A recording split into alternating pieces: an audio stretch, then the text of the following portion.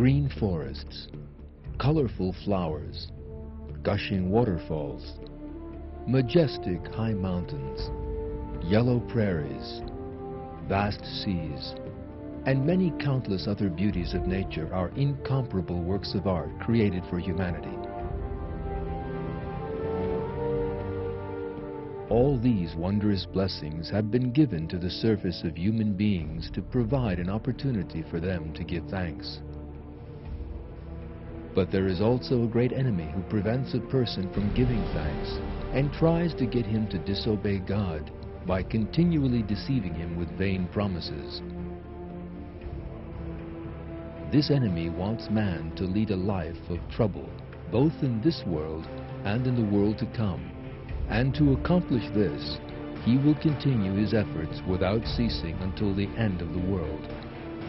This rebellious enemy wants to show people that obscenity, evil, heartlessness, and immorality are all right and to legitimize their existence.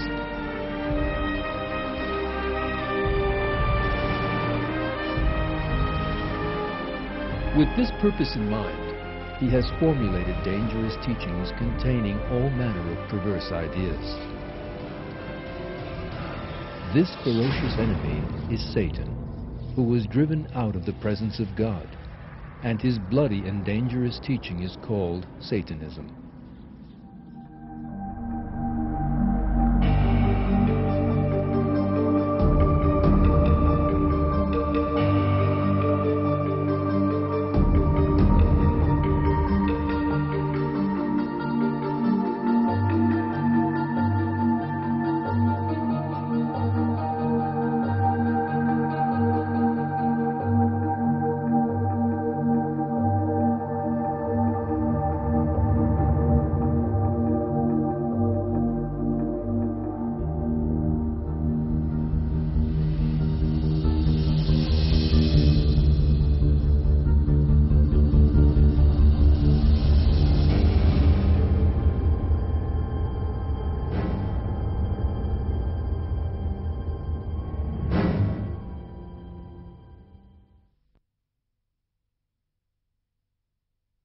Satan is your enemy, so treat him as an enemy. He summons his parties so they will be among the people of the searing blaze.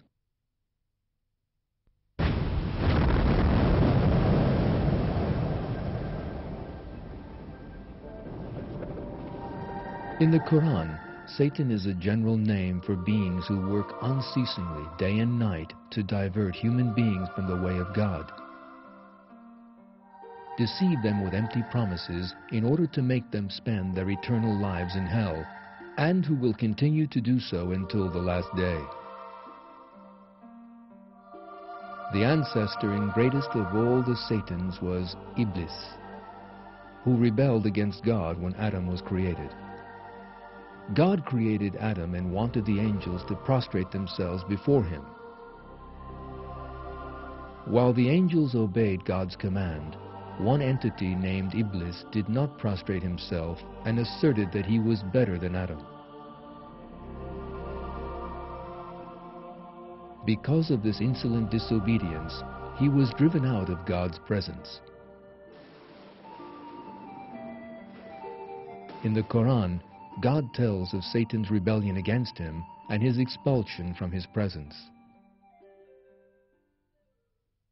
We created you and then formed you, and then we said to the angels, prostrate before Adam, and they prostrated, except for Iblis. He was not among those who prostrated.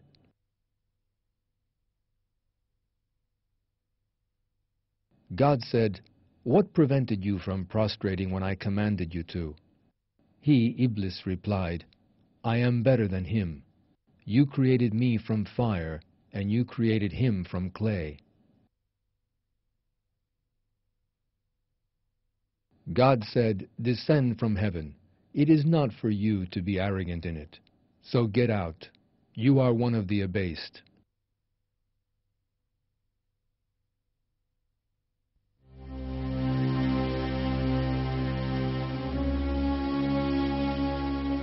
Before leaving God's presence, he asked for a space of time from God in which to lead astray human beings, whom he blamed for his expulsion. God gave him a period of time until the last day. Iblis said, "Grant me a reprieve until the day they are raised up." God said, "You are one of the reprieved." So, Iblis's interference with humanity began. God commanded that Iblis and those who followed him would go to hell. God reveals this in the Quran. Iblis said, "By your misguidance of me, I will lie in ambush for them on your straight path. Then I will come at them, from in front of them and behind them, from their right and from their left. You will not find most of them thankful." God said, "Get out of it, reviled and driven out. As for those of them who follow you, I will fill up hell with every one of you."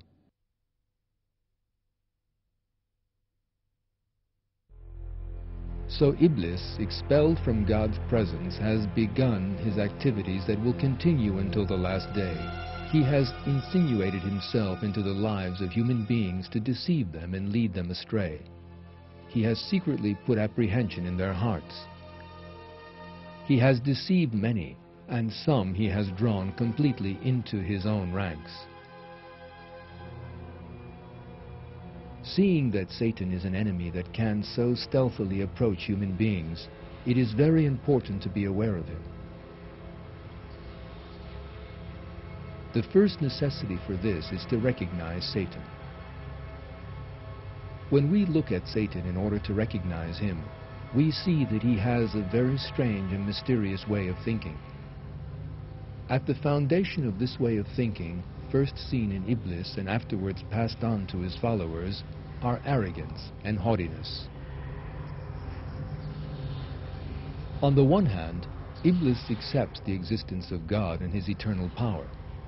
On the other hand, he disobeys him. This is a contradictory position to be in. Even after Iblis calls people to deny God, he says he fears God and abandons them. God described this in the Quran.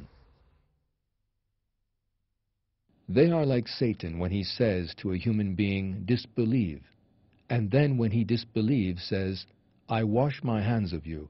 Truly I fear God, the Lord of all the worlds." Everyone who rejects what God says in the Quran and makes his own judgment about things that he has enjoined regarding the divine command as irrelevant is in the same situation.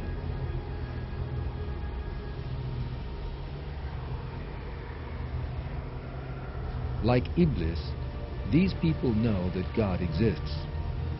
But because of their pride and arrogance, they lower themselves to Satan's level. The strange thing is the position of those who follow Satan, who try with their endless jealousy and arrogance to draw people into the way that leads to damnation. Throughout history, perverse individuals who rejected God in the afterlife have always been those whom Satan has led astray. They have recognized Satan instead of God, and taken his arrogance, haughtiness, and evil as models for themselves. So, Satanism is the way chosen by those whom Satan has led astray and have now become his disciples. The state of these individuals is described in the Quran. Satan has gained mastery over them and made them forget the remembrance of God. Such people are the party of Satan. No, indeed, it is the party of Satan who are the losers.